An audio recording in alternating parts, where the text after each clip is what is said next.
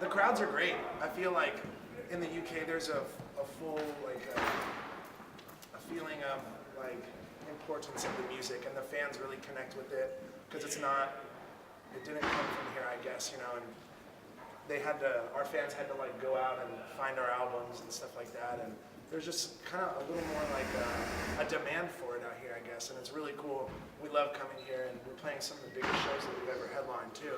So it's just exciting for us to be here and doing that stuff. So we love it. I mean, US has great crowds too, but there's nothing like a UK festival or something like that. Like it's very different with how intense the fans are and how crazy everyone's going. And that gets us pumped and gives us good shows too, because we're like, oh man, they're going hard, so we got to go just as hard. So it's cool. We love it. It takes time. You got to be dedicated, and you have to want it for no other reason other than for yourself. You can't do it for anybody else. But you have to want it bad enough and know that there is going to be an end game to it, and that you are gonna succeed at some point, and that has to be under your definition. So like when I was first starting out, what I thought was the coolest thing, and all I ever wanted to do was have one of my albums in stores. And so I could go to Best Buy, well, you guys don't have Best Buys here, but like go to HMV and like see my album there and be like, oh, cool. And then I did that, and then now we have 3 albums in stores. Once you like music, you can't turn it off or not. Yeah. You're sitting alone in your house, or like you were saying, you have to tap, or you're listening to it, you're making it in your head. It's always going to be there. So don't give up. Don't lose hope.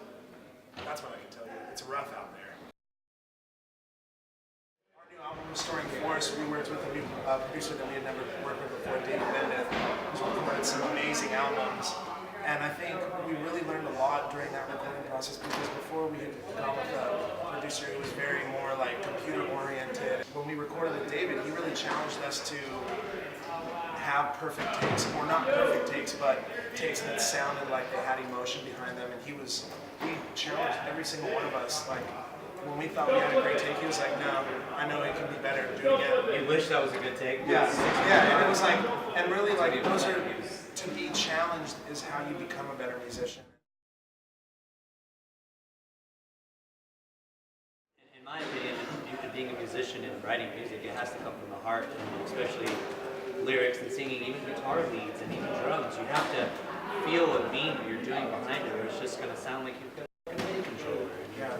Anybody can produce a sound, anybody can make a song, but for someone to listen to it and connect with it, to relate to it, and have to put emotion behind it, that to me is where music is. Music is mathematical emotion put into a track, you know, and you get to listen back to it, and you get to capture that. Anybody can write a song. You can read as many books as you want, hear as many theories as, you know, whatever any teacher can tell you, but nothing's going to ever make a better song than that.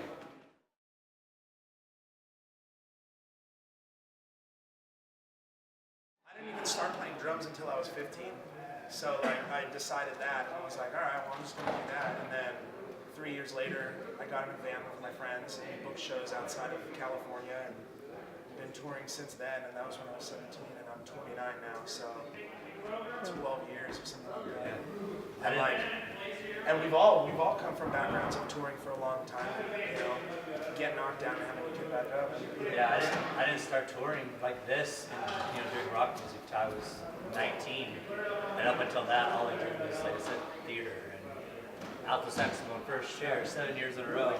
And that's what's so gratifying for me is like I never thought in a million years, 6 years ago when we started. Yeah, for sure. We've only been in a band for 6 years. Yeah. That we'd be in Nottingham, playing, you know, at the end of our awesome headlining tour. Like it's cool to think about stuff because we worked our butts off. You know, we recorded a band and we were making $200 a night, literally, and having to beg for merch money, beg for places to sleep. Walk around with a gas can, help fill our tanks. $5 a day, eating ramen whatever. For dinner, lunch. It takes whatever you're willing to put into it, and it takes a long time. It's really cool.